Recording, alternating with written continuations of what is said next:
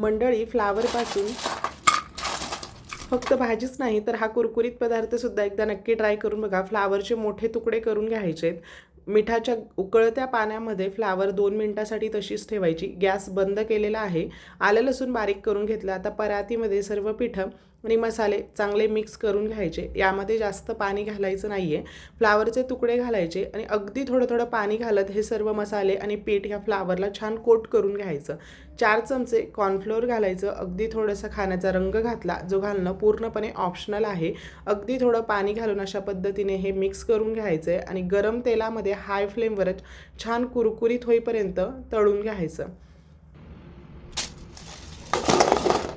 आवाज ऐकलाच असेल, मस्त कुरकुरीत असं गोबी 65 आपलं इथे घरच्या घरी बनवून तयार झालं आहे.